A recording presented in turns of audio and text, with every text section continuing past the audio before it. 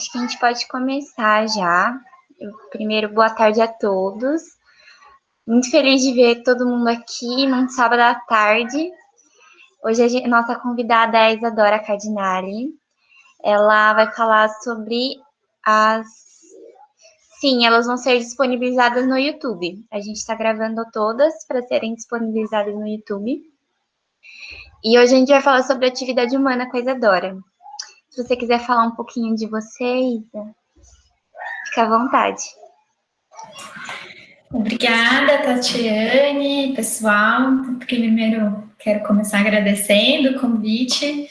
Estou bastante feliz de poder estar aqui com vocês e agradeço vocês todas por estarem aqui no sábado à tarde, topando essa conversa. Isso me dá muita alegria de continuar esses nossos estudos, as nossas conversas, essa produção aí que a gente tem feito.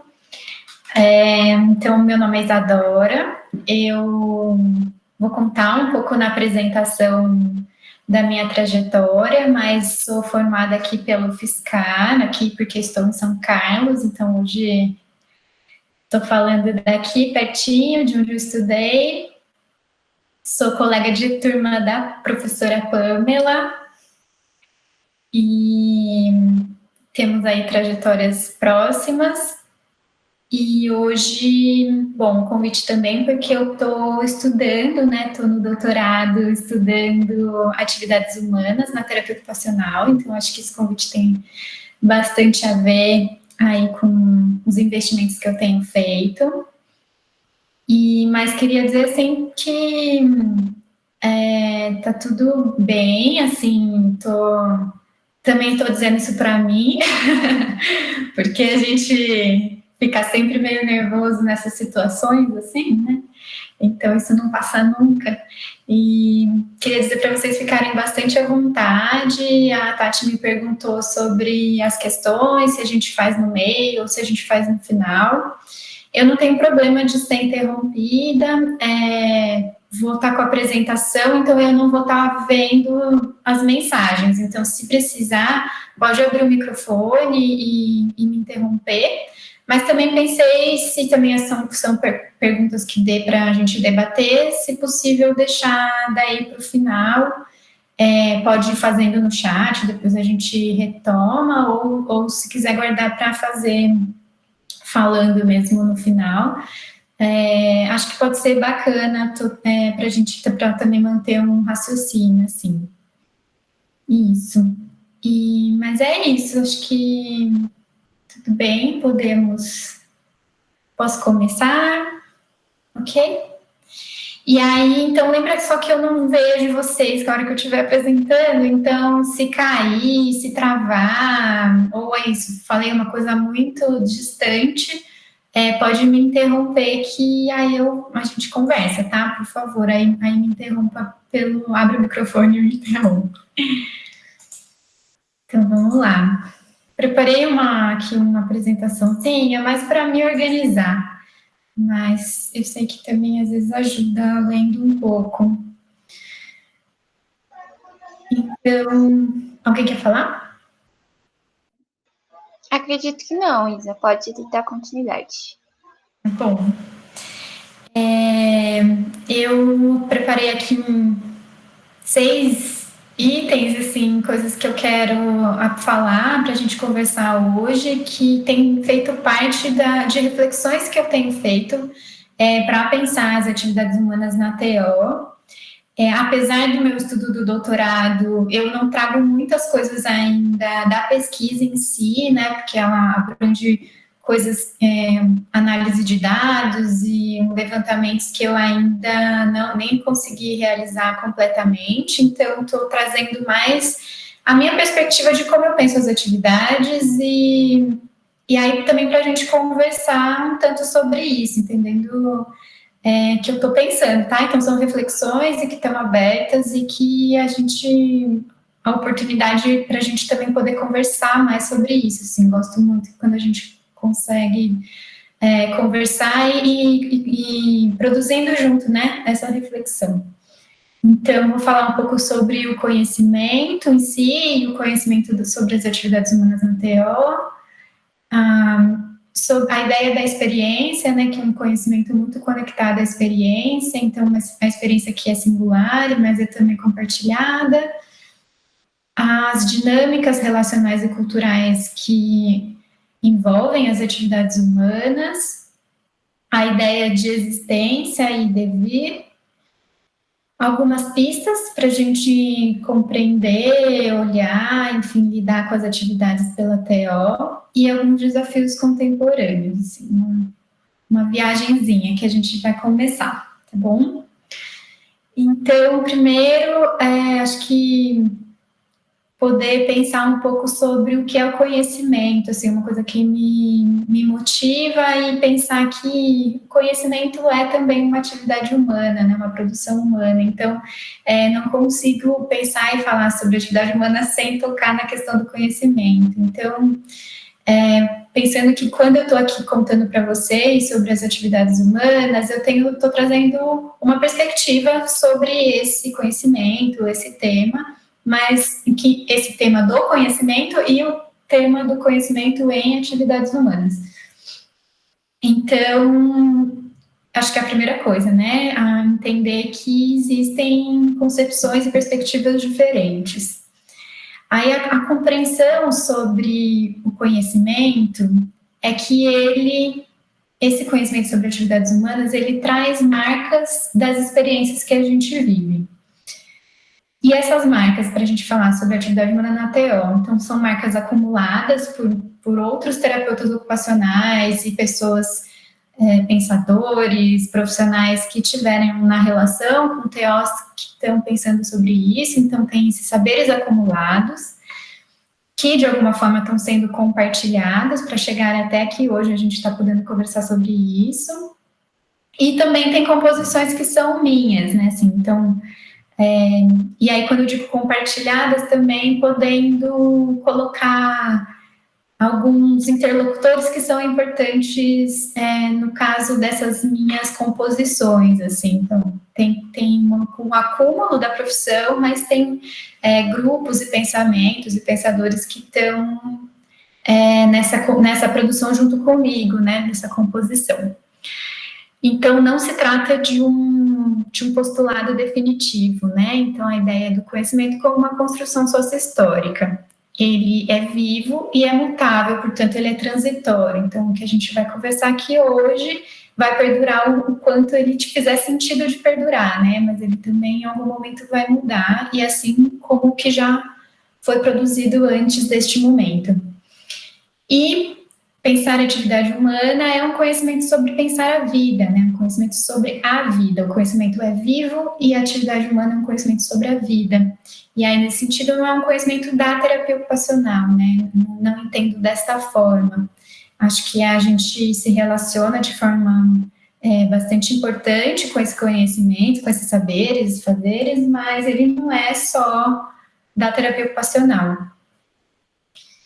E é um conhecimento da experiência, elaborado na experiência. Então, tenho gostado de usar, às vezes, o pensar-fazer em vez do conhecimento, mas entendendo que essa relação do que a gente pensa está muito relacionado com aquilo que a gente tem feito, as nossas práticas. Então, uma interferindo e relacionando na outra e não entendendo como coisas separadas.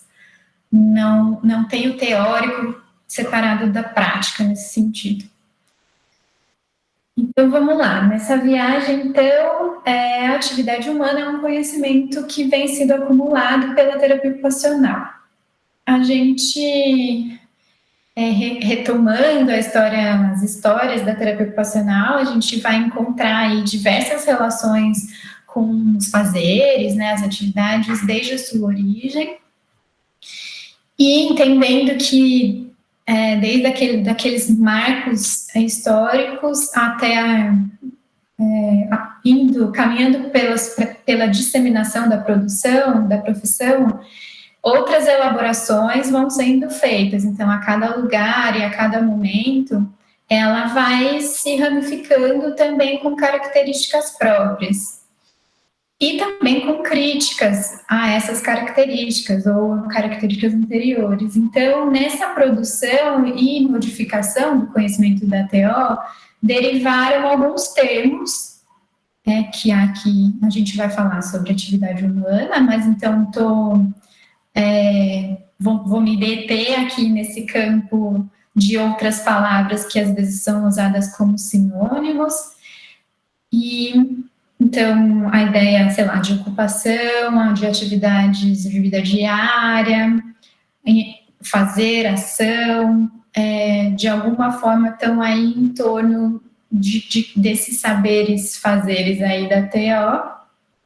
E essa multiplicação também foi gerando compreensões diferentes. Então, em alguns momentos, a crítica, né, de uma determinada concepção acaba levando à adoção de outra palavra, né, de outro termo, por conta daquele conhecimento anterior está sendo marcado por aquele termo que era usado. Então, acho que a atividade humana entra um tanto por aí, ela vem como, na literatura brasileira, né, como uma crítica à ideia, ao termo de atividade terapêutica, por exemplo. E aí, quando se entende que aquela concepção não dá mais conta ou não é suficiente para o que está se produzindo de terapia ocupacional, também não acaba se abandonando algumas outras palavras que estavam sendo usadas dentro daquela construção do que se entendia como atividade terapêutica. E aí, nesse sentido, isso por alguns grupos, tá? Eu não estou falando da terapia ocupacional como um todo, no Brasil, não, mas estou dizendo que alguns grupos, fazendo a crítica e trazendo outras reflexões de outras áreas, vão trazendo outros termos. Mas que essas compreensões sobre eles, isso vai sendo muito complexo, né? As pesquisas têm mostrado que, por exemplo, a gente pode até diferenciar a atividade da ocupação, da atividade terapêutica, mas cada um desses termos também vai se relacionando com compreensões diferentes, então existe mais de um tipo de compreensão sobre a atividade humana. E às vezes algumas compreensões de termos diferentes acabam sendo até muito parecidas em alguns momentos. Então, isso tudo vai se tornando muito complexo, né? O que de fato é um conceito fechado, isso na vida acaba que se mistura muito e aí vai gerando algumas dificuldades da gente entender um pouco o que é uma coisa, o que é outra, porque também a gente está falando de construções, né? Não só da coisa da palavra, do conceito. Então, dentro aí dessa linha de produção da atividade humana, a atividade terapêutica foi sendo vista como tecnicista, como prescritiva, moralista, normativa, hierárquica, enfim, vão vindo se alguma dessas coisas não tiverem, eu não sei, para vocês muito clara, podem me perguntar, tá? Eu estou aqui na dúvida o quanto que eu entro, o quanto que eu passo. Mas que eu não sei se isso está muito claro, assim, essa relação da atividade terapêutica sendo um pouco criticada, e aí começam a aparecer as compreensões de atividade humana, né? Por conta até do que vai acontecendo no cenário brasileiro, né? As demandas que os profissionais vão se deparando com a prática, e aí a ideia de um instrumento, recurso mecanicista, de cura, né, uma atividade que serve para determinada demanda, essa relação bem linear não vai fazendo mais sentido, né, para alguns TOs. E então, por volta dos anos 90, é que começa mais na literatura a aparecer esse deslocamento, dizendo da atividade humana como uma centralidade aí para a prática e o pensamento da TO, então entendendo ela como um elemento da cultura, de caráter polissêmico e complexo, que se funda na dimensão sociopolítica e afetiva da condição humana, um deslocamento para os modos de vida, que passou a afirmar as necessidades do TO, se preocupar, então, com as condições concretas de existência dos sujeitos e coletivos. Então, deixa de ser uma coisa apartada, né, um recurso em si que existe como se existisse na caixinha de ferramentas e que o terapeuta ocupacional pega para levar para o atendimento, e sim aquela coisa que está relacionada com a vida. Então, e aí esse conhecimento, ele é compartilhado, e aí eu vou dizer, então, com quem que eu vou compartilhando, isso até o que eu vou dizer a partir de agora, começa a entrar na compreensão que eu vou desenvolvendo sobre como é que entendo a atividade humana, e ela tem a ver, como eu tenho dito, com um conhecimento relacionado à experiência. Então, a minha experiência acaba, de alguma forma, me conduzindo a essa compreensão. E aí vou dizer um pouco dessa experiência minha, né? Então, ter feito a graduação na UFSCar, que é uma universidade que tem particularidades na forma do ensino, voltado para, como eu acho que é a Unifesp de alguma forma, né, assim, para as discussões mais coletivas, mais para os sociais, e muitos dos terapeutas ocupacionais que foram reconhecidos aí fazendo críticas passaram por essa universidade, então, tendo esse lugar como berço, assim, e assim que eu me formei, continuei muito próxima, participando da formação de um grupo de pesquisa, junto com a minha orientadora, né, que criou esse grupo, que é um grupo de atividades humanas na TO. Então, isso foi me colocando, assim, num lugar de poder pensar isso, né, e com a minha orientadora, que é a professora Carla Regina Silva, e com o laboratório, fui me aproximando da Mariângela Quarentei, que é uma terapeuta ocupacional que não está vinculada à academia, mas que desenvolveu, enunciou uma perspectiva em TO, que é a terapia ocupacional como produção de vida.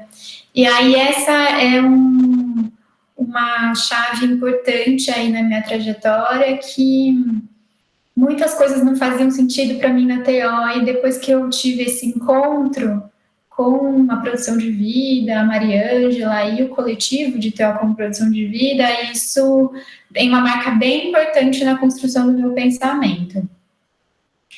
Depois eu ainda fiz uma especialização na USP em São Paulo, então estive inserida com o pessoal do Pacto, quem não conhece, Programa Permanente de Composições Artísticas, ITO, que é também no Laboratório de Estudos e Pesquisa Arte Corpo em TO, lá na USP em São Paulo, que também acabou me levando ainda mais para essas construções no sentido da existência e da filosofia, né, assim, com uma marca bem grande da filosofia da diferença. E aí também tem coisas aí que vou dizer muito influenciado pelas pessoas que estão lá hoje no programa. Depois disso, eu entrei no mestrado, né, acabei prestando e fiz o mestrado lá no PPGTO, aqui em São Carlos, né, na UFSCar, e muito mobilizada com essa coisa de olhar a produção dos terapeutas ocupacionais, pensando terapia ocupacional, então eu já estava bem ali nessa curiosidade, por talvez, inclusive, não compreender algumas coisas, eu queria saber o que fazia as pessoas a pensar TO.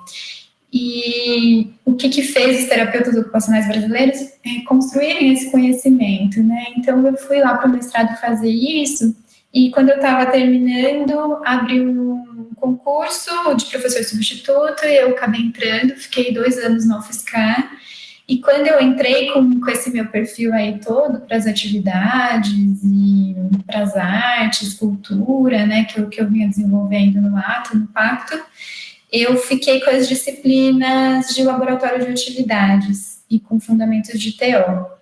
E essa foi, com certeza, a experiência mais, assim, que me levou a hoje onde eu estou, assim, a continuar estudando e para o doutorado, porque o ensino das atividades, pensar o que eram as atividades para TO, como é que eu ia levar isso para os alunos, entendendo, eu pensava, o que eu aprendi disso na graduação?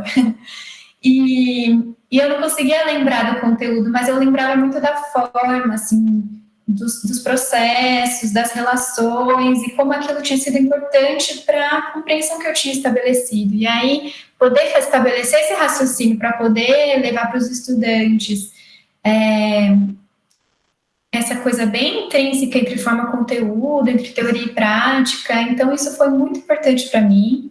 E nesse momento, também foi ficando forte, que era uma coisa que para mim não aparecia tanto, a relação dos modelos de terapia ocupacional internacionais e os modelos da, né, na relação com a ocupação, que para mim não era uma coisa que não passava tanto por mim, assim, eram possibilidades na TO, mas não tinham, não me incomodavam, assim, e eu acho que nesse momento, quando eu estava ensinando para os estudantes, e aí eu percebia esse deslocamento de, a depender da disciplina e do professor que eles tinham aula, eles voltavam com uma definição pronta, agora eu entendi o que é atividade, agora eu entendi o que é ocupação, e no final eu acho que, não sei se eles estavam entendendo, mas eu não estava entendendo mais. E aí isso ficou bem forte para mim, o que é que está acontecendo, essas produções que de fato, o quanto que isso está ajudando a gente a pensar a terapia ocupacional, né? Então eu acabei, falei, bom, eu quero estudar mais o que é isso que eu estou entendendo das atividades, até para a gente entender, olhar melhor para essa multiplicidade, né? Não com sentido de saber qual é a melhor, mas no sentido de o que tem de aproximações, o que tem de diferenças. E aí estou, então, nesse lugar hoje, assim, esse momento de pesquisar as atividades. Então, a partir dessa concepção de que as atividades humanas não são uma elaboração em si, no sentido de que não é um conceito que está lá abstrato, que a gente vai orientar a prática, e nem como um recurso que está na minha caixinha e do meu domínio técnico e que eu vou lá e vou levar para a pessoa e vou dizer o que é melhor para ela, né? Assim, entendendo que ela estava muito... A atividade humana ela se relaciona com a experiência das pessoas. Tanto as minhas, por isso eu estou contando para vocês, como a de todo mundo, né? Assim, a forma com que pensar as atividades humanas tinha que, para mim, fazer sentido pensar as experiências. Então, e o que são as experiências, né? Elas vão deixando marcas que constituem essas compreensões. Então, quando eu digo, eu pensava na minha formação, eu não sabia exatamente o que eu tinha aprendido, mas eu sabia como.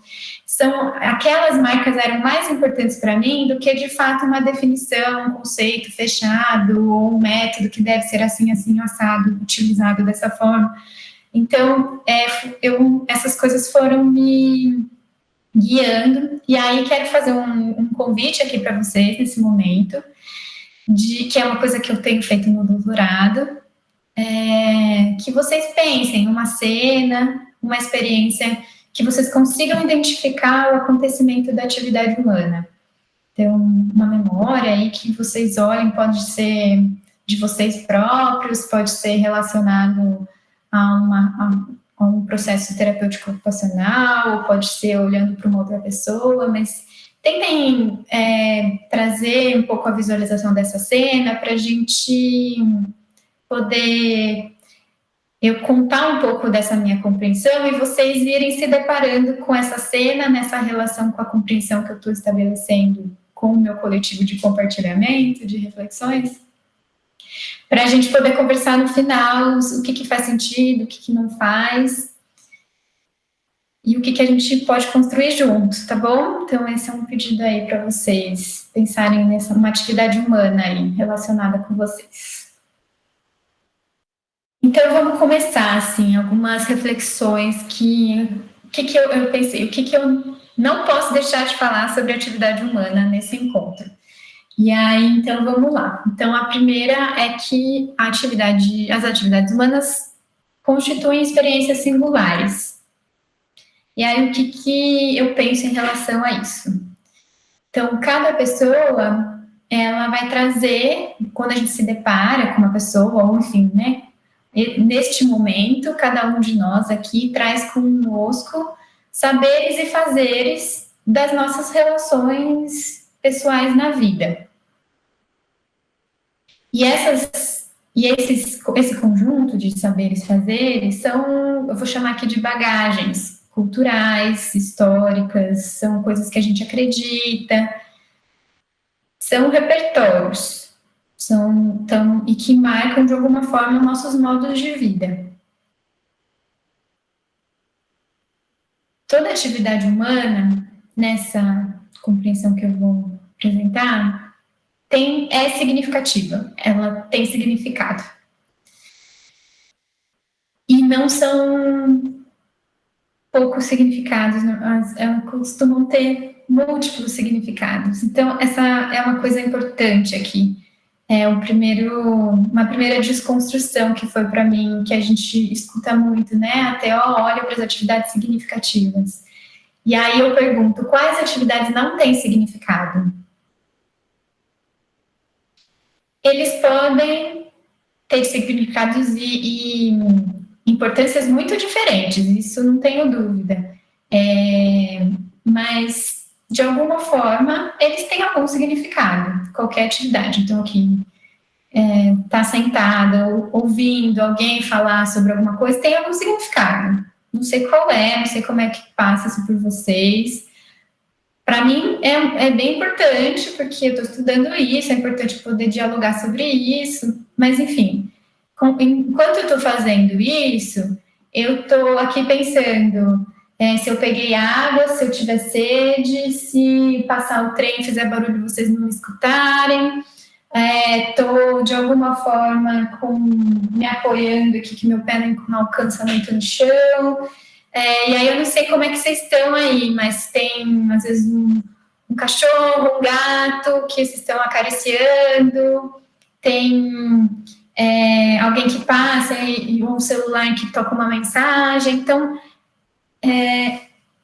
a gente está sempre envolvido em muitas atividades, já estou adiantando a apresentação, mas também entendendo que cada uma delas vão ter significados e vários significados, e eles são ressignificados.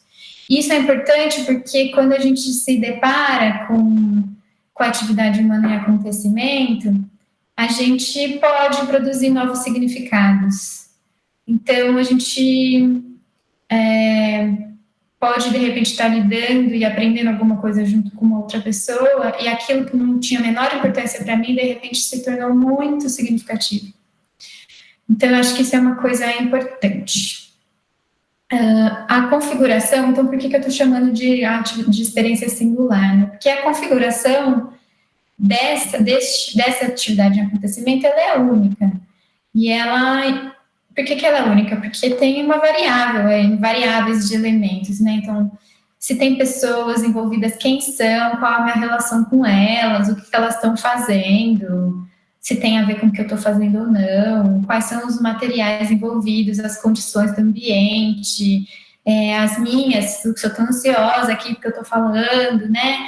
E isso vai marcar diferente com eu ter contado para o meu companheiro mais cedo o que eu ia falar, o contexto social, político, o contexto físico, enfim, tudo, as dinâmicas de poder que se exercem. Então, eu aqui falando enquanto vocês estão todos de microfone fechado, o que isso significa? Isso me deixa um pouco desconfortável, porque parece que eu estou numa relação hierárquica com vocês, isso me incomoda. Então, sempre tem uma configuração que é singular, assim. E o que se expressa aqui também, no momento da atividade, né, seja qual for, também se transforma. Então, isso é uma coisa que é bem marcada no pensamento da TO com as atividades humanas, que ela transforma a si e ao outro, ao ambiente, enfim. E aí toda atividade humana, de alguma forma, está transformando, né? Toda ação é uma transformação. O que a gente está fazendo agora já não é mais o que a gente estava fazendo antes, né? Então, essa ideia da transformação das coisas, do tempo, da vida, né? Essa transformação, então, refere-se a si. Eu tô mudando a partir desse momento. Posso já colocar no meu histórico como é que foi, contar, poder falar para vocês sobre atividade humana. E estou mudando a minha volta, assim, de alguma forma, a gente pode até não perceber, né, a depender da configuração, o que está mudando, mas tem alguma reconfiguração. Eu diria que, pelo menos aqui na minha casa, rolou uma divisão de cômodos, quem vai ficar com os cachorros, e, enfim, tem alguma reconfiguração aí acontecendo no momento da atividade. E ela sempre é uma oportunidade de percepção e apropriação de si. Então, enquanto a gente está nesse momento da ação, o que está acontecendo comigo? O quanto eu estou apropriado da postura que eu estou sentada, se eu estou sentada, se eu estou com algum desconforto, enfim, que é interessante a gente poder trabalhar, entender um tanto desse reconhecimento do que está acontecendo. E aí digo isso de uma forma que tem sido bem importante para mim pensar na gente mesmo, em nós como terapeutas ocupacionais, como pessoas nesse mundo, né? Assim, não só que tudo isso envolve o fazer da outra pessoa, mas que também envolve o meu, né? Então, como é que eu também me vejo fazendo o que eu estou fazendo? A experiência é singular, então ela sempre vai ter uma configuração única, mas ela também é e pode ser compartilhada. E aí aqui é uma coisa que nos diz bastante, né? Então vamos pensar como ela fica compartilhada com a TO. Então, primeiro, quando a gente está na relação com outra pessoa, né, como um terapeuta ocupacional, eu convido vocês a apreciarem, né, antes de qualquer coisa, se a atividade é uma atividade da pessoa, que tem a ver com toda essa característica singular daquele momento, vamos olhar para isso, né, um convite à apreciação, né, ao estar junto com essa pessoa, ouvir, observar, poder falar, mas também ficar em silêncio, que o silêncio, né, isso é uma coisa que a Maria Angela fala, a conversa também é uma atividade humana, né, às vezes a gente fica nesse lugar de que preciso levar alguma coisa para um encontro com o outro, né, o que é essa alguma coisa, assim, como que às vezes a gente acaba desqualificando muito do que a gente faz, né, que é esse estar junto, a escuta, a conversa, estar junto em silêncio, contemplando uma outra coisa, né? Então, que as atividades humanas são todas essas coisas. Então, como a gente também poder ir tomando consciência de tudo que está acontecendo, né? Não de tudo, da totalidade, mas de que tem coisas muito preciosas que às vezes a gente não valoriza porque entende que precisa de uma configuração específica, um material específico, enfim, uma técnica específica. E aí sentir, perceber o que é que está acontecendo, se reconhecer nesse lugar, perceber, ajudar, às vezes, no diálogo com essa pessoa, como ela se reconhece fazendo aquilo, apreciar mesmo, respeitar aquele acontecimento da forma com que a pessoa faz, não, sem necessariamente precisar intervir a forma com que ela faz as coisas, né? Assim, às vezes a gente precisa e tudo bem, isso também faz parte da nossa atuação, mas que a gente não precisa estar sempre conduzindo, né, nesse lugar do detentor da ordem, né.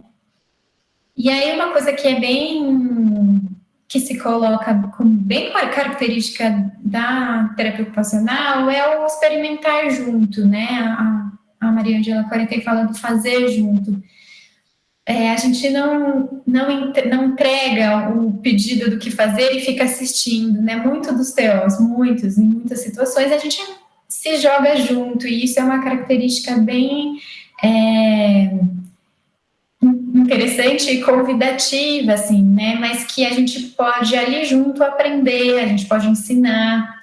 Então, aproveitar desse momento para as trocas, né? Assim, a gente pode apoiar, mobilizar, porque a depender do que de coisas que são solicitadas, né? Assim, ou até no momento da relação com técnicas específicas, a gente precisa que a gente pede, a gente combina, a gente caminha para que as pessoas ou os grupos façam alguma coisa, e a gente entender que a gente está ali também como um apoio, ou mobilizando para que essas coisas sejam feitas, mas que a gente está ali junto, e eu acho que isso é um diferencial do terapeuta ocupacional. Então, é um acontecimento e é um acontecimento compartilhado, ele envolve as trocas entre as pessoas e esses repertórios que eu estava dizendo que a gente carrega. Então, entendendo que a pessoa não está ali desprovida de história, do que ela acredita, né, da forma dela de fazer determinadas coisas, né, porque a gente está propondo uma coisa, a gente que tem que conduzir como é que ela tem que ser feita, né. E aí esses repertórios, e às vezes até a gente não sabe, né, a gente vai fazendo coisas junto com as pessoas que elas vão nos ensinando, e isso também é bastante interessante. E aí, eu queria que a gente lembrasse, então, por que é importante a gente faz tanto essa relação na formação, né, a experimentação das atividades. Porque, então, uma é o que eu já falei lá, essa coisa de poder se perceber fazendo, né, assim, e toda vez, eu gosto de falar isso para as pessoas, você vai propor uma atividade no seu acompanhamento, atendimento, você já fez isso antes? Você sabe como é que é? Você já se viu nesse lugar, né? Assim, isso já se percebeu nessa situação? Assim, não que isso vai te dar uma apropriação completa de como aquilo vai acontecer, mas isso te organiza de alguma forma para o inesperado que vai acontecer, né? Então, de alguma forma, você está mais preparado. Então, essa coisa de se saber fazer, se perceber naquela construção e também construir repertórios de fazeres, das atividades, né? Então, quanto mais coisas a gente aprende, mais possibilidades de trocar com as outras pessoas, mas também de criar coisas novas, né? Entendendo que a criatividade, ela não é uma coisa inata, né? Não é a pessoa não é ou não é criativa. A criatividade se desenvolve, ela se desenvolve com um repertório de experiências, né? Então, também isso vai dizendo muito de nós, terapeutas ocupacionais, serem considerados profissionais criativos, né? Porque a gente está o tempo todo aprendendo a fazer coisas novas, e muitas vezes nos relacionando com práticas e lugares que têm poucos recursos. E aí ter poucos recursos acaba nos levando à necessidade de criar mais possibilidades. Então, isso é uma coisa interessante, assim. E aí, nessa experiência, tem um encontro de corpos, e nesses encontros tem a produção dos afetos, então, afetos como aquilo que me afeta, né? E todos esses atravessamentos vão afetar a mim, ao outro, né? Essa configuração aí que vai se dar a produção de afetos e de subjetividade. Então, afetos são, na concepção de Spinoza, né?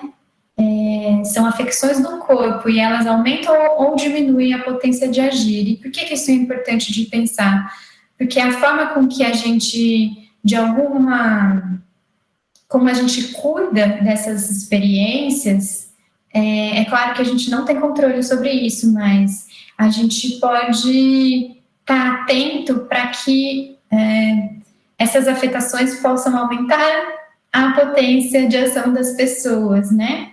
E não serem castradoras, punitivas, muito reguladas, porque isso tende também a despotencializar nesse sentido das afecções, né? Então, entendendo que disso sai uma ética do convívio, e que a gente está tecendo parcerias nessas experiências que são compartilhadas. Eu estou falando muito devagar, né? Preciso ir um pouco mais rápido. Tá tudo bem? Alguém, qualquer coisa me interrompe, tá? Então, indo para o próximo ponto, nesse compartilhamento, as atividades humanas têm dinâmicas relacionais, e aí em vários sentidos. Primeiro que elas sempre promovem encontros, e aí esses encontros, entendendo que estão carregadas desses saberes e fazeres acumulados, e que não que são encontros entre pessoas, entre materialidades, entre histórias, e são múltiplos encontros, por isso que a experiência vai ser sempre singular. E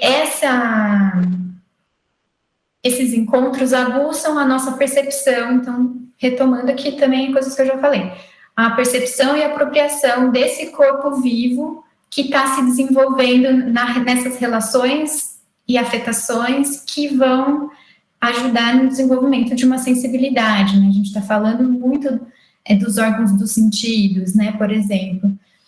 E, então, pensando que essas múltiplas relações e afetações aí podem envolver, né, pessoas, memórias, desejos, modos de vida, cotidianos, culturas, regras sociais, crenças, elementos materiais e imateriais.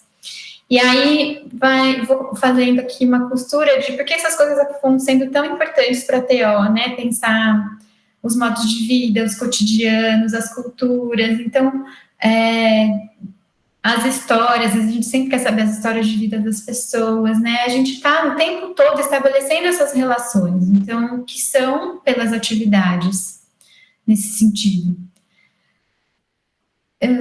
Então, aí o fazer junto é uma dessas dinâmicas relacionais, é um desses encontros, ele favorece as vinculações e formas de comunicação, outras formas de comunicação para além da verbal. Isso a gente escuta muito dos TOs, né?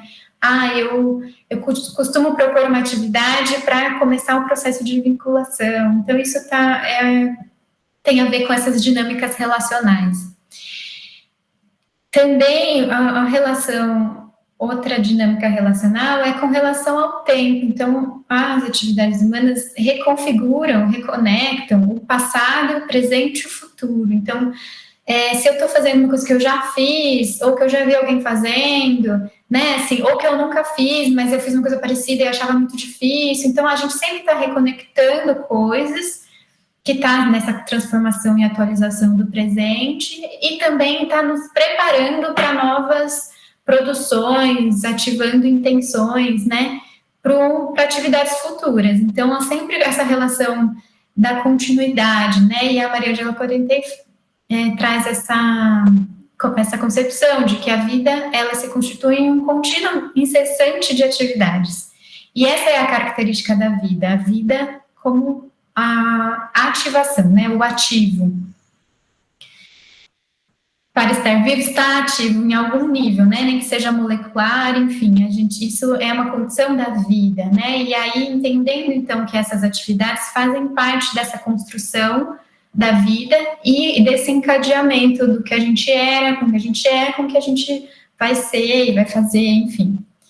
E aí, bons encontros nessa história toda aumentam a nossa potência de vida, de agir e a capacidade de afetar e ser afetado. Então, quanto mais interessantes esses encontros, mais eu vou me preparando, o meu corpo vai ficando disponível para novas afetações, né? Então, para me abrir para coisas novas. Então, entendendo, então, esse lugar que é um lugar de encontro, como a gente poder olhar para que eles sejam melhores possíveis, né? Sejam bons encontros, o Spinoza fala dos encontros alegres.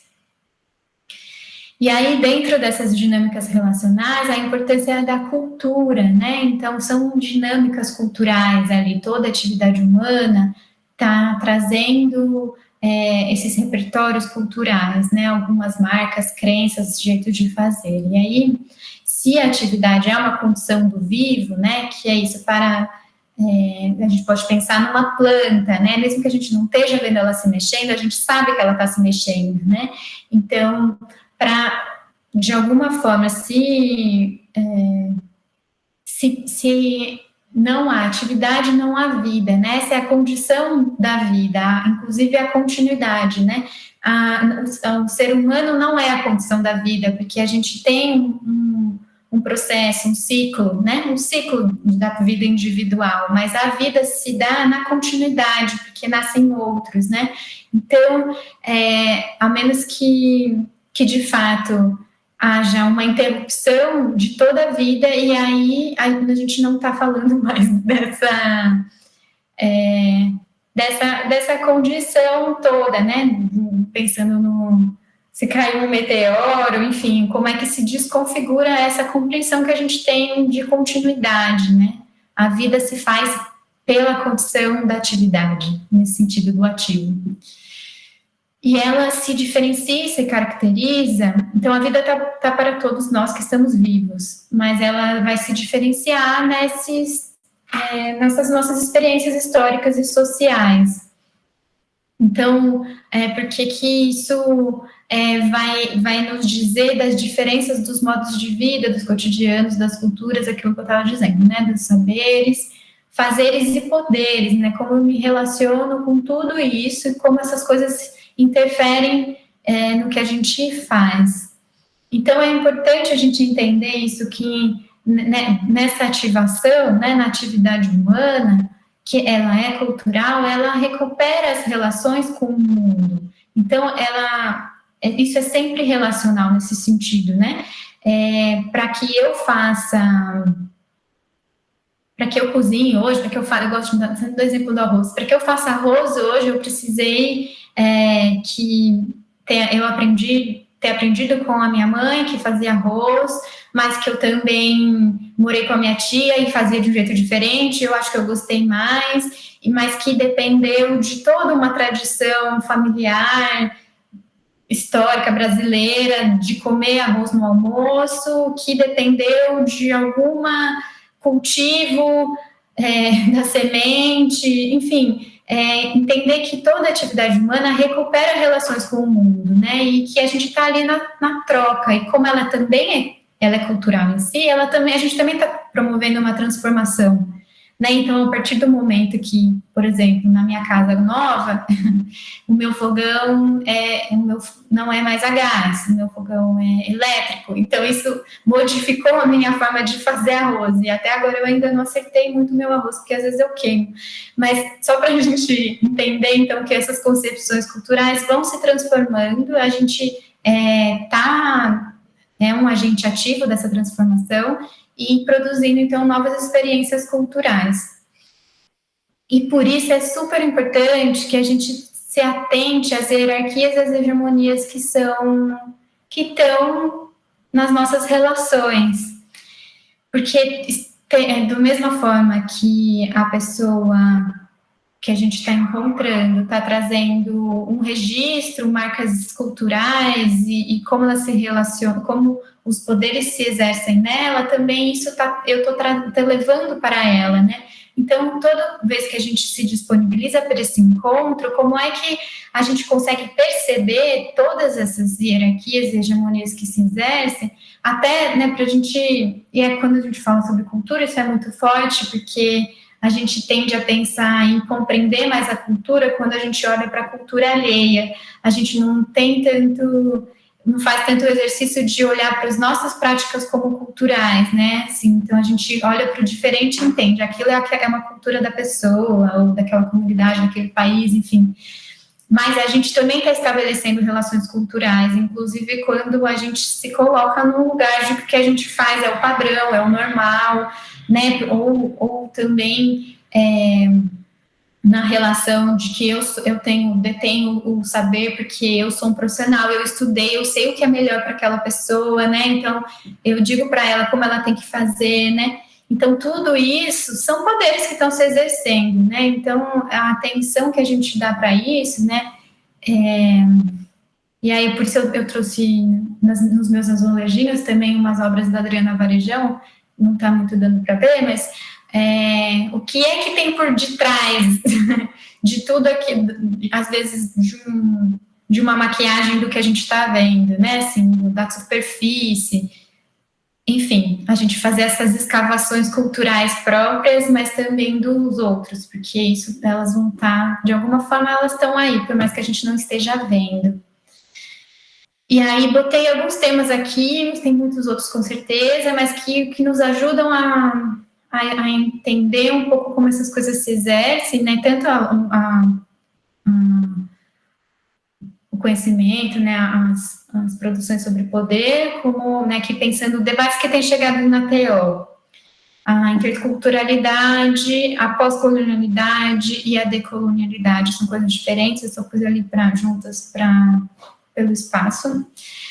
Aí, o debate da ecologia dos saberes e da tradução cultural, mas estou falando do referencial do Boaventura de Souza Santos, então como a gente poder compreender que essas coisas, esses atravessamentos estão acontecendo, né?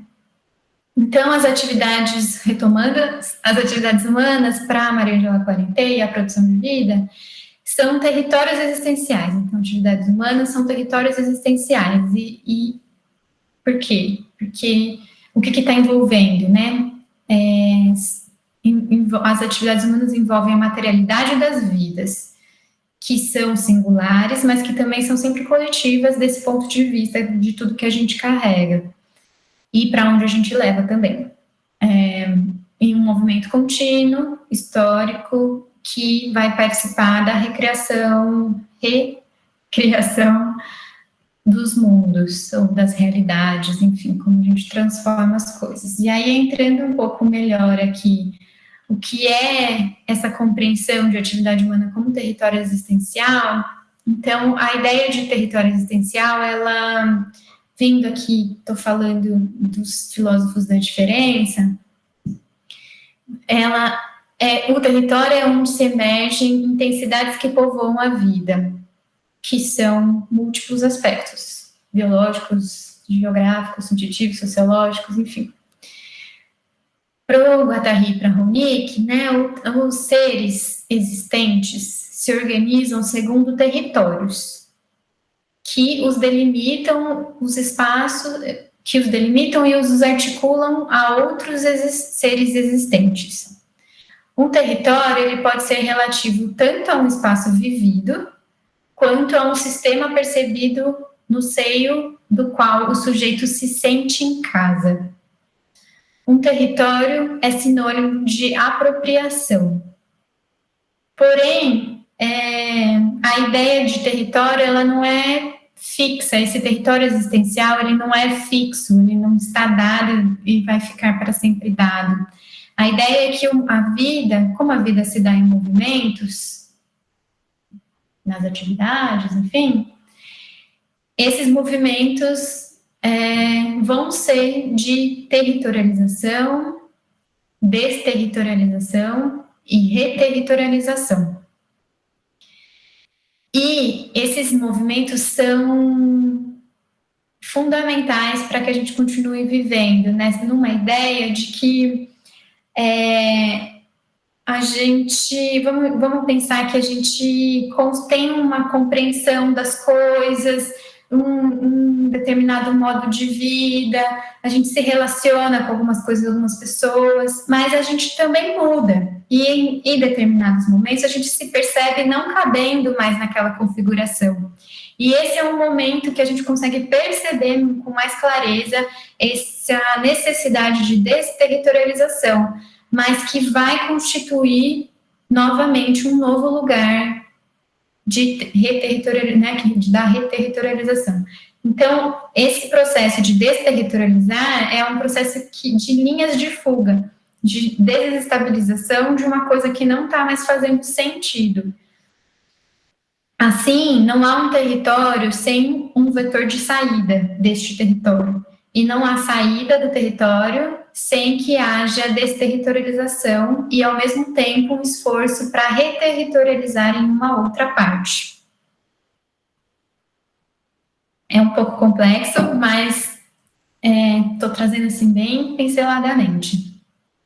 Por que a Maria Angela vai fazendo essa compreensão? Então, se essas atividades são compreendidas como esses territórios existenciais, né, o que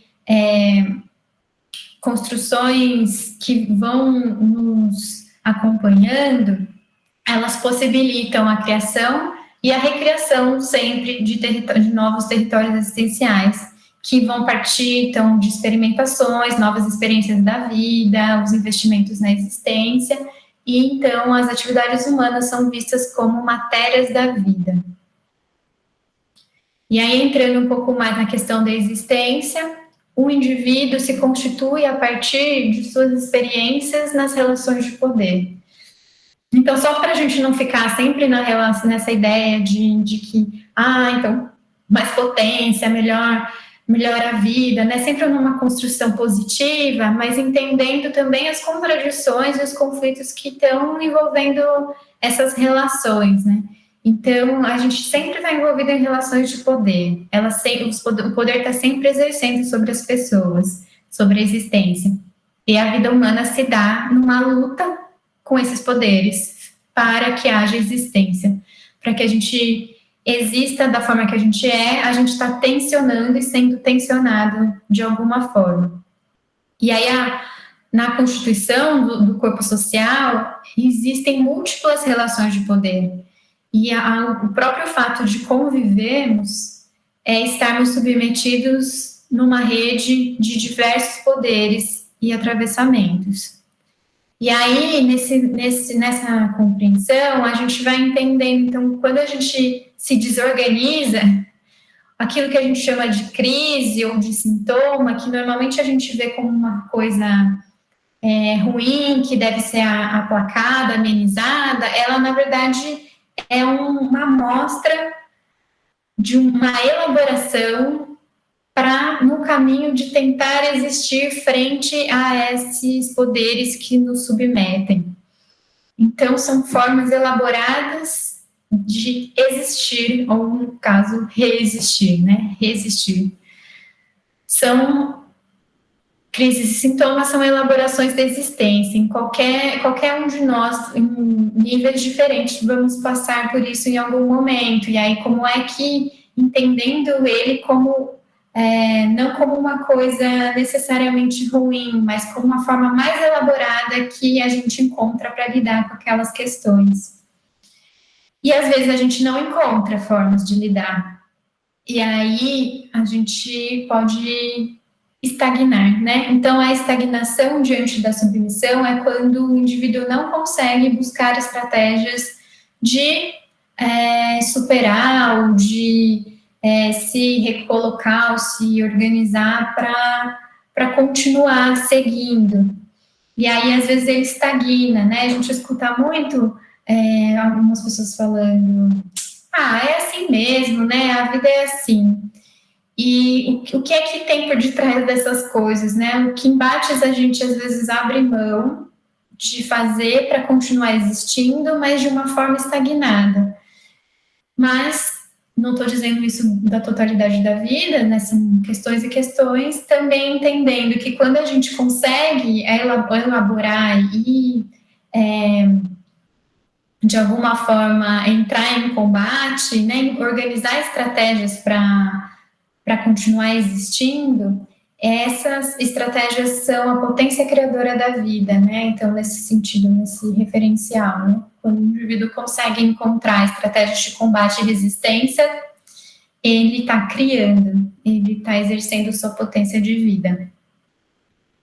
E então, as atividades humanas, entendendo que podem ser estratégias, né? As atividades humanas configuram estratégias de criação, elas são potenciais de existência, potenciais criativos, elas são sempre culturais, porque nos conectam a esse coletivo, como eu estava dizendo, e são vitais à existência. Então, a criação, ela nos ajuda a esse lugar de pertencimento, a esse pertencer mesmo em coletivos, em grupos, numa cultura, né? Quando a gente entende que o que a gente está fazendo está relacionado a muitos outros fazeres, né? E a criação dessas estratégias vão nos mantendo essa vitalidade para a existência.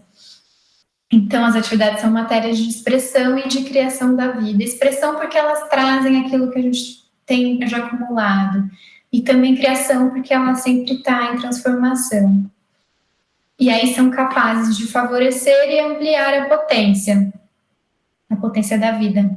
A afirmação dos sujeitos em suas relações, a produção de desejos para novas realizações, entendendo então que os desejos nos movem para processos e novas realizações.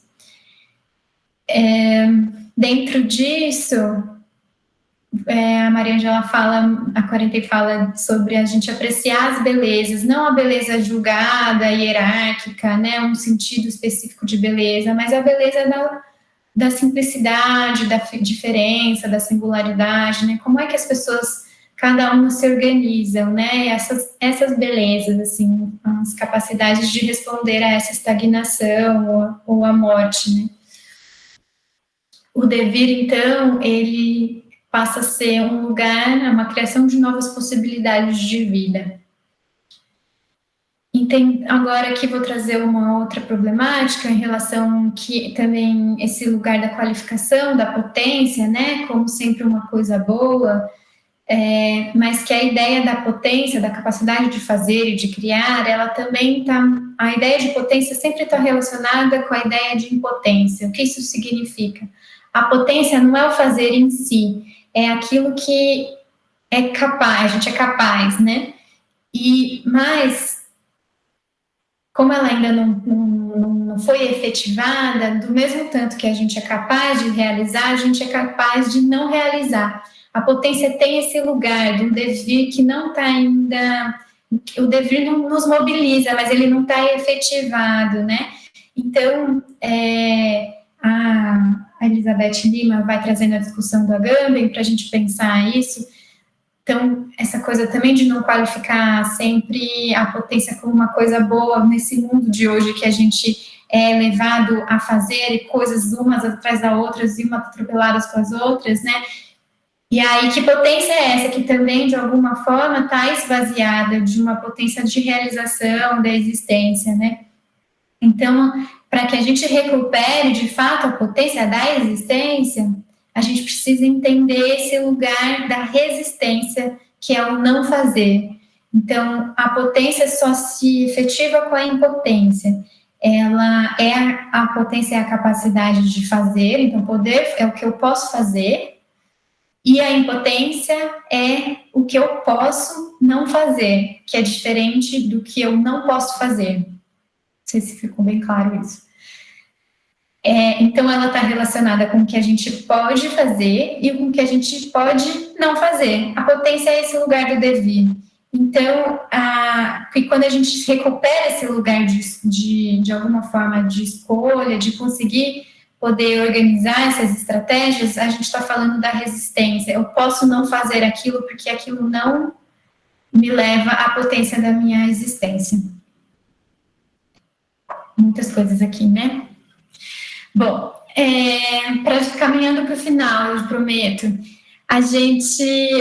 estou trazendo um debate epistemológico, filosófico muito denso, que eu estou há anos com pessoas que estão há muitas décadas aí discutindo, pensando, tentando trazer isso para vocês rapidamente, mas querendo conversar sobre essa construção da compreensão, que é epistemológica, que envolve perspectivas e uma construção de referenciais, mas que também se efetiva socialmente, né? A gente está falando de uma prática antes de tudo, né? A TO, ela está construindo seu campo de conhecimento e crescendo, mas ela não se dá separada da realização prática, né? Somos, antes de tudo, profissionais atuantes, né?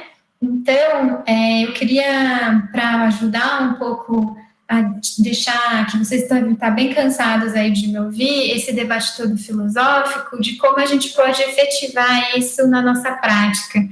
E aí, desse ponto de vista da transformação do conhecimento, a gente não pensa em métodos fechados e metodologias que vão dizer exatamente como a gente vai seguir, mas a gente aí tomando emprestada a ideia das pistas, né? Então, algumas pistas dessa construção de compreensão de como a gente pode efetivar as atividades na TO, né? Como pensar e promover, enfim, observar, lidar com as atividades humanas pela TO. E aí fiz aí uma listinha. Primeiro, apreciando, né? Vamos apreciar o ser em ato, em múltiplas facetas, a beleza daquele fazer, o que ele está fazendo, como está sendo feito, né? Aquela vida acontecendo.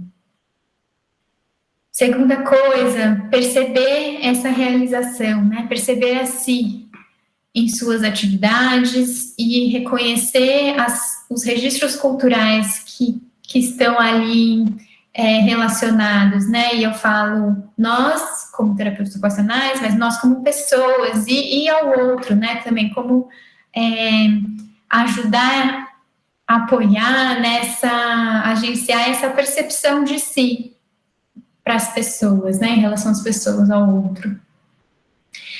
Outra coisa que para mim tem sido muito importante é a desconstrução, né? Como a gente consegue olhar e desconstruir lógicas de saber poder que se exercem sobre a vida, né? Então, esse lugar de que a gente já sabe, já está pronto, eu me organizei, pensei a atividade, vou levar, então. E aí a pessoa não está rolando e a gente fica mantendo aquilo porque estava na nossa organização, aquilo era importante para a pessoa realizar, enfim, né, como essas coisas às vezes também nos aprisionam, né, assim, tô falando com bases reais, assim, então como a gente poder se olhar, então eu como terapeuta ocupacional, formado, estudei, quando eu levo alguma coisa para uma pessoa que está nesse acompanhamento, isso está se colocando uma relação de poder, né? Que às vezes ela se sente obrigada necessariamente a fazer aquilo. Então, como a gente desorganiza um pouco essas relações, assim como vocês, né? Assim, quando escutam um professor ou alguém detentor do conhecimento, né? Como é que eu me coloco diante disso? Então, a gente fazer exercícios, isso a gente não vai desfazer os poderes, mas como a gente consegue desconstruir isso na gente, nas relações que a gente estabelece, porque o nosso objetivo é a realização da vida, né? Mais do que a manutenção desses poderes que se exercem. O fazer junto, como eu já tinha dito, né? Então, experimentar e tocar na relação com o outro, partilhar escolhas. Então, a gente fala tanto, né, da autonomia, da independência, enfim, como a gente consegue poder também não tirar isso da pessoa, né, a gente poder trazer isso como um exemplo, né, a forma com que a gente faz já poder trazer uma marca, um registro de como as coisas podem ser.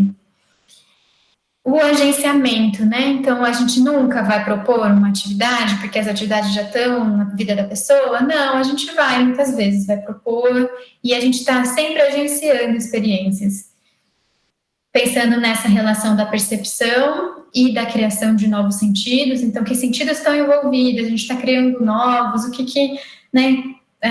Trazer a consciência disso, que a gente está favorecendo deslocamentos, e às vezes os deslocamentos são mínimos, mas que a TO tem esse lugar dos deslocamentos mínimos, mas com muita beleza, né? Deslocamentos que a gente valoriza muito. Então, favorecendo esses deslocamentos no sentido da criação de mais vida, de mundos mais possíveis. Se guiando, então, pela existência, esse potencial de conservação daquilo que já existe, ou de dar também da inovação da vida. Reconhecendo, obviamente, não estou dizendo para a gente não jogar fora tudo que a gente, todas as construções que já foram feitas, não, reconhecendo as tecnologias e os saberes acumulados pela TO e pelas pessoas que a gente está se relacionando, mas e se a gente quiser, puder usar, que eles nos ajudem, mas que eles não nos coloquem num lugar de rigidez, para que a gente possa olhar com isso com crítica e com sensibilidade suficiente para que eles não limitem a nossa prática, né, que é esse lugar do encontro e da criação com o outro. Então, para a gente fechar, vou pular meu finalzinho, mas para a gente poder conversar aqui, essas pistas para TO, elas nos ajudam também a perceber que as coisas não são tão simples, né? Não tem uma fórmula, não tem um manual de como fazer, como atuar, e não há nenhuma garantia, né? A gente pode aprender muitas técnicas e tecnologias, mas a gente continua sem tendo garantia nenhuma de que aquilo vai se resolver ou da forma com que a gente espera a priori. O importante é que a gente olhe na perspectiva do cuidado, mas ainda que se proliferem essas práticas de cuidado, ainda vai ter esse lugar de vulnerabilidade, mas a vulnerabilidade é também um lugar de criação. Aqui, fazendo uma marcação de que essa pode ser uma perspectiva ético-estético-política das atividades na terapia ocupacional. Ética, porque não se trata de um rigor do conjunto de regras tomadas por um valor em si, que já está dado, método, nenhum sistema de verdades tomados com valor em si, né? Um campo de saber, a cientificidade. Ambos são da ordem moral. O que estou definindo como ético, aqui é Sueli Ronick falando, mas que eu acho que tem a ver com que a gente tinha essa perspectiva toda, o ético é um rigor com que escutamos as diferenças que se fazem em nós e afirmamos o devir a partir dessas diferenças. As verdades que se criam com esse tipo de rigor, assim como as regras que se adotou para criá-las, só têm valor enquanto conduzidas e exigidas pelas marcas. Essas marcas da experiência que são transitórias, que vão se movimentar. Então, as verdades são temporárias. E as regras também. Essa perspectiva é estética porque não há um rigor do domínio de um campo já dado, mas sim é um rigor da criação de um campo. A criação que encarna as marcas no corpo do pensamento. Eu estou aqui com a faixinha na frente, mas a ideia da vida como uma obra de arte, né? É sempre voltada para a criação, uma nova criação, né? E política, porque também tem todos esses atravessamentos que a gente estava conversando, né? Das lutas contra as forças que se estabelecem em nós e que, de alguma forma, estão nos atravessando e que a gente reproduz, né? Eu vou pular aqui, porque eu acho que já tem muitas coisas, mas querendo dizer que, rapidamente, que temos, sim, desafios e dilemas para pensar a atividade humana, né, nesse contexto atual de superdesenvolvimento tecnológico, acirramento da produtividade, né, quando a gente está falando da atividade o tempo inteiro, a gente não pode parar. Então, como é que a gente reconfigura o pensar a atividade humana diante de todas essas relações, diante do acirramento das desigualdades sociais e a precarização da assistência, que a gente, né, estão muito fortes agora com a pandemia, os impactos de compreender a potência como poder e o poder que vai levando à destruição do planeta. E aí também o próprio debate do que é a humanidade, né, o que é o humano, que também tem aparecido aí, né, com perspectivas indígenas e alguns debates que estão chegando com mais força, né, mas como o que é isso que a gente está chamando de humano? Então, se a gente está chamando de atividade humana, a gente está falando de quê? Tem relação com isso ou não? Eu acho que são coisas para a gente pensar aí, que estão aí, que eu não tenho resposta, mas estão pairando. Mas que, de alguma forma, eu acho que é importante a gente poder afirmar os territórios já constituídos, né, que estão fazendo sentido por hora, né, assim, que estão nos ajudando nessas construções. Então, essa coisa mesmo do território que pode desterritorializar, mas nesse momento ele é um território de sentidos, né? Então, localizar também nesse território essas contradições, né, como eu estou citando algumas, mas, né, nem tudo tá bem, tá indo, caminhando lindamente sem os atravessamentos, né, então a poder localizar as nossas contradições e afirmando a coerência com essa compreensão de que o conhecimento é vivo e que ele é transitório, então, como a existência, né, que ele pode se modificar. Aí, deixando algumas referências que eu fui apresentando, mas que são algumas, né, também, de alguma forma, estão marcando esse conhecimento. Queria dizer que eu estou trazendo comigo, né, a produção até com produção de vida, o ato e o pacto, mas estou falando por mim, né, bebida muito desses lugares, mas no máximo aqui estou representando o ato, né, ou algumas linhas de pensamento que a gente tem produzido nele. Deixo aí o meu e-mail, agradeço muito a paciência de vocês, terem ficado até agora me ouvindo, falo muito. E deixo meu e-mail, vocês também me encontram no Facebook, Instagram, e o ato também, o laboratório tem Facebook, tem Instagram, venha nos conhecer. Estou desligando aqui e vou ficar bem quietinha para vocês poderem falar o que vocês quiserem. Obrigada, Isa. Nossa, foi muito legal sua palestra, foi muito boa.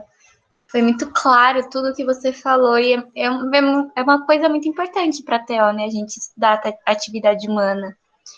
É sempre muito bom ouvir as outras pessoas falando sobre atividade humana e ainda falando com essa paixão, assim, que você fala. É muito bonito mesmo. Muito obrigada, Pamela, também, né? Por ter indicado você. Achei que foi uma indicação incrível. Alguém tem alguma dúvida? Queira abrir o microfone? Porque aqui no chat a gente não teve nenhuma dúvida durante a palestra. Se alguém quiser compartilhar sobre a cena que imaginou, né, assim, ajudou ou não, vem conversar comigo, eu gosto de conversar. Você quer falar, Pan, já que você comentou? Oi, gente. Eu tô com problema de conexões hoje. Eu tentei usar o celular, mas não rolou. Agora conectei com o computador. Eu não queria falar, porque a gente sempre acaba ficando com a palavra, assim, né? Eu queria também que a gente pudesse ouvir mais o que o pessoal achou. Porque eu acho que é isso. Eu ouço a Isa falar disso, né, há bastante tempo, então eu tenho contato. Para mim é sempre um desafio ouvir falar e ler materiais sobre a filosofia. Então, eu acho que é bom ouvir a Isa, porque ela já interpreta, né, os conceitos para a gente, apresenta eles articulados com a TO de uma forma muito clara. Então, eu sempre aprendo muito. E eu fiquei com uma questão que eu acho que eu falei para a Isa em outros momentos, mas que eu sempre correlaciono atividade humana e cotidiano. E aí eu queria que você comentasse se há essa relação e como essa relação entre esses dois conceitos tão caros para a TO se articulam. Eu também faço essa articulação, mas acho que tem sim uma marca importante dessa construção da problematização mesmo, de visões mais tecnicistas, né, assim, mais protocolares, inclusive, acho que é um debate que você faz dessa relação da gente da TO sair do espaço fechado, clínico, né, assim, para ir para as comunidades, para ir para a vida, né, para os cotidianos. Eu acho que, então, essa construção, de alguma forma, que vai problematizando e vai trazendo essa crítica de uma experiência técnica. Depois eu vou ler, tá? Eu preciso falar, senão eu me confundo. Acho que tem a ver com todo esse deslocamento que é um deslocamento das demandas da prática, assim, dos TOs trabalhando e se vendo em outros lugares, indo, né, acompanhar outras demandas da realidade nacional, né, assim, e aí América Latina, né, a gente pode fazer a discussão aí, abrir um pouco,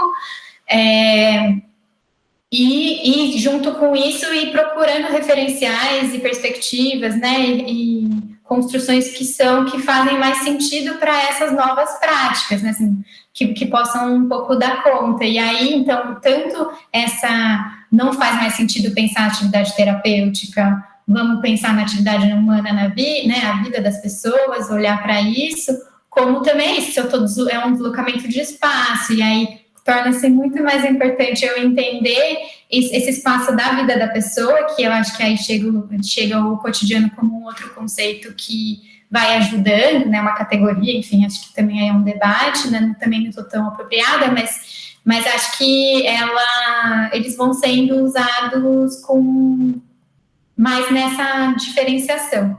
Agora, eu também não posso falar desse lugar, mas também entendo que tem chegado para debates da ocupação, né? Porque eu acho que tem a ver com esse deslocamento mesmo de uma prática mais restrita a determinadas demandas e contextos, e quando ela vai para outros lugares, ela precisa não só mudar a prática, mas mudar o que ela fala, né? Como ela compreende as coisas. Então, ela acaba que foram conceitos que chegaram bem próximos, né, nas discussões de TO, assim, então eu acho que sim. Também não consigo falar de atividade humana sem falar de cotidiano e sem falar de cultura, então para mim, acho que sim.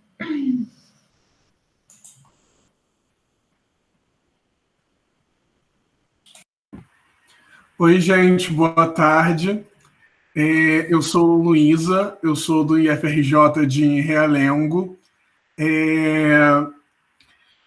Eu queria fazer uma pergunta, porque foi uma coisa que ficou aqui muito na minha cabeça, que eu gosto muito de pensar a TO nessa perspectiva mais territorial, sabe? De pensar nas construções de redes dentro dos territórios. E quando você falou de território existencial, isso ficou muito na minha cabeça, porque eu acho que eu entendi, mas aí eu fiquei naquilo. Entendo o território, entendo os acessos, entendo a rede, mas não sei se eu peguei muito bem o conceito de território existencial. Então eu queria que você debruçasse um pouquinho mais para eu ver se eu entendi muito bem ou se eu estava indo num caminho completamente aleatório. Obrigada, Luísa.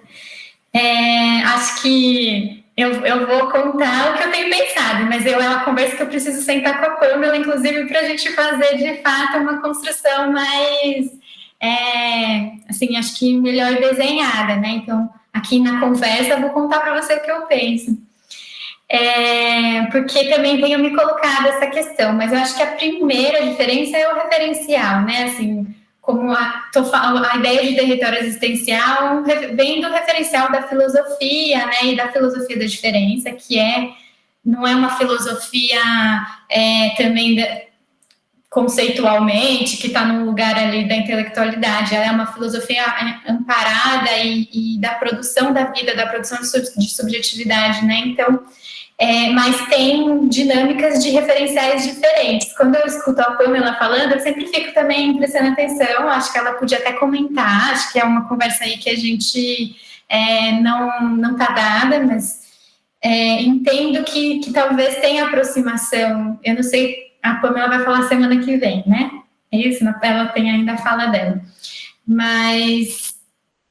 acho que acho não, com certeza, a ideia do território existencial, eu também não sei se você já se aproximou de algum texto que fale das redes vivas, a gente até fez esse comentário, né, esses dias, eu e ela.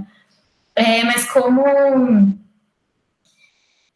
dentro, inclusive, de uma compreensão que a existência se configura dentro, a partir da relação e da existência individual, né, assim, que é na relação com o coletivo, na relação com o todo, mas quem desenha esse contorno esse contorno territorial, na perspectiva pelo que eu entendo, do território existencial, está, nesse sentido, numa configuração mais moldável, que não que se modifica com o que a gente consegue, o que não sei se é mais palpável, acho que não é essa palavra ainda, porque tem tem coisas que a gente também não consegue visualizar quando pensa, né, nessa coisa da existência, mas não sei, eu acho que tem uma mistura um pouco do que a Pamela traz de tanto da comunidade como o cotidiano. Eu vejo assim, pelo menos, eu acho que tem uma territorialidade material, assim, de poder que não é feita por uma organização ou outra, né? Como nos territórios da saúde a gente está acostumado, né? Alguém veio, pegou o mapa e fez o território, né? Então, essa construção não foi feita por outra pessoa. O território existencial é uma configuração que eu vou delimitar que espaço é esse. Mas que eu acho que também tem essa composição da comunidade, que é o meu espaço relacional, né? Os características simbólicas, né? Assim, o que é que essa coisa dos sentidos e significados, né? Uma construção imaterial nesse sentido, assim. Mas ela é também muito pautada nessa visualização do eu, né? Da própria existência, né? Por isso eu digo essa coisa esse momento de desterritorializar, né? O que é isso? Que daí já é muito diferente da coisa do território e comunidade. Por isso que é, né, outro referencial, outro jeito de ver. Então, e aí a gente consegue visualizar isso melhor, eu acho, em grandes momentos, por exemplo, a coisa da adolescência para a vida adulta, né? Que eu acho que é um processo que a gente vê muito claramente, né? Que às vezes é acompanhado de sair de casa, que de fato é um outro território físico-material, mas ele tem muito a ver também com as construções, o modo de encarar a vida, as coisas que eu aprendo, que eu ressignifico, né? Tem a ver com esses atravessamentos dos poderes, né? Então, por isso que ele também vai deixando, eu sempre faço uma imagem assim, a gente constrói, esse território vai se constituindo da nossa relação com as pessoas, com o coletivo, com as coisas que a gente gosta, né? A gente vai construindo uma capsulinha, assim, como se fosse eu imagino um casulinho, assim, falando assim, posso estar falando besteira, mas é o jeito que eu consigo entender também. E aí, em algum momento, a gente não cabe mais a bolha, eu acho que a gente já dá uma apertadinha e tal, mas aí você olha e fala, meu, por que eu tô nesse lugar? Por que eu uso essas roupas, né? De verdade, né? Eu nem gosto disso. Acho que tem outros elementos que aí teria, inclusive, que se debruçar mais na compreensão de subjetividade, de produção de subjetividade, mas, enfim, acho que ele vem em outro nível, né? E aí, quando a gente fala, então, das redes vivas, daí, né, entrando aí em debates afins, acho que talvez fique um pouco mais fácil, estou dando dicas aqui talvez de leitura, né? Porque, de fato, é uma compreensão de como se olha para isso. Eu não estou dizendo que uma anule, né, ou inviabilize a outra, né? Mas é de fato um jeito de compreender diferente. Vê se ficou mais claro, Luísa. Qualquer coisa, volta a falar aqui.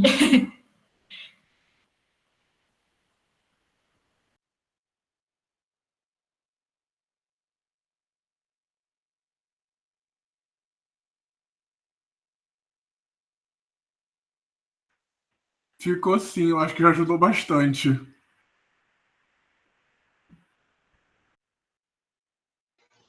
Mais alguém, gente, tem alguma dúvida, algum comentário, algo a acrescentar? Eu coloquei aqui no chat um link de um texto que eu gosto muito, porque eu compreendo muito essa dúvida que a Luísa trouxe sobre essas compreensões de territórios. Ai, minha ferinha tá aqui.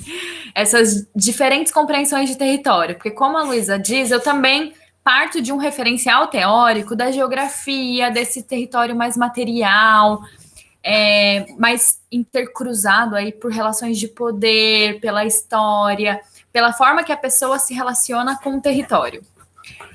E esse território existencial tem um aspecto muito mais subjetivo, né? de você correlacionar esse espaço com a sua existência, né? Com a sua subjetividade. E aí eu coloquei aqui no chat um texto que é da Beth Lima com o Silvio Yasui, que é um psicólogo. E eles vão fazendo essa articulação dos dois conceitos de território.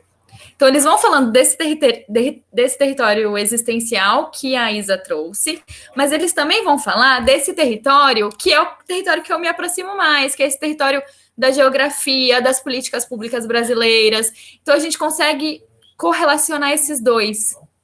Eu acho muito potente, assim. Então, eu fico com essa... Tá muito movimento aqui, gente. Os cachorros estão pulando super. Mas eu acho que eu daria essa dica, assim, para vocês tentarem fazer essa leitura, que eu acho que ajuda bastante a entender essas diferenças.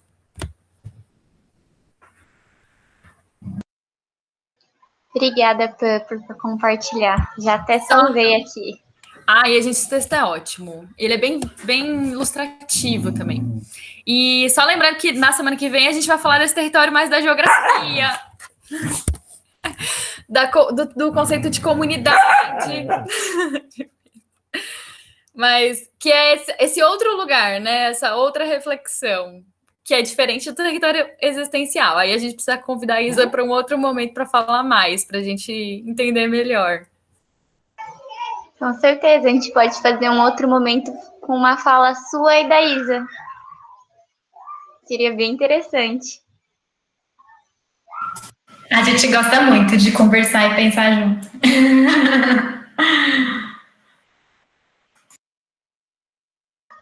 Mais alguém, gente, quer Luísa compartilhar? está convidada, sempre.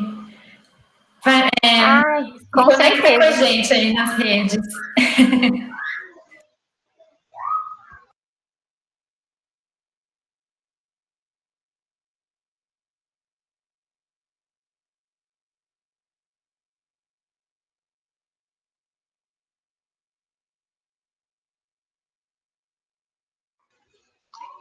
Mais alguém, gente? Senão a gente vai encerrando.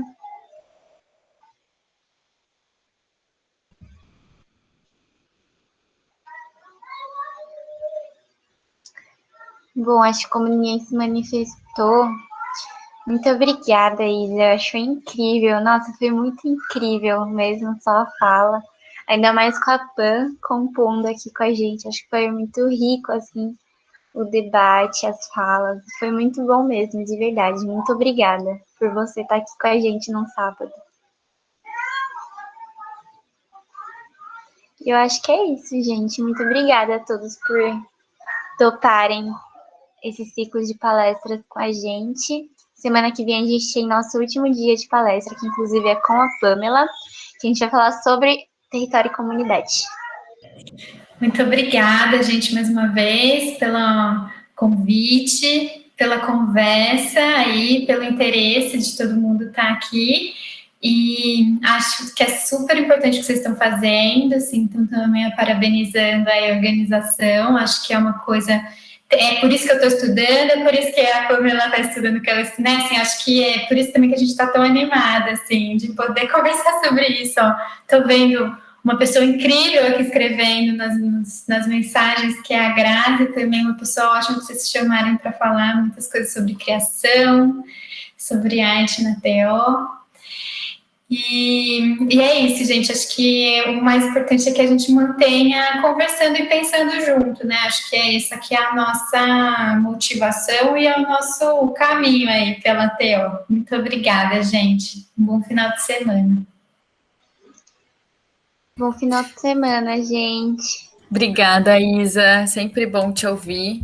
Feliz que você tenha topado aí o convite. E eu fico muito feliz pelo Cato organizar esse evento. Eu pedi para ele várias vezes, né, para o pessoal organizar um evento assim e tem fluído muito bem. Eu acho que é difícil organizar, eu acho que é um trabalho grande fazer essa organização, um sábado à tarde, e ter pessoas participando, reunir pessoas de vários lugares do Brasil. Então, Tati, parabéns mesmo, assim, pelo trabalho. Obrigada, Fã. É muito bom ouvir isso mesmo. Dá uma super força para a gente continuar fazendo.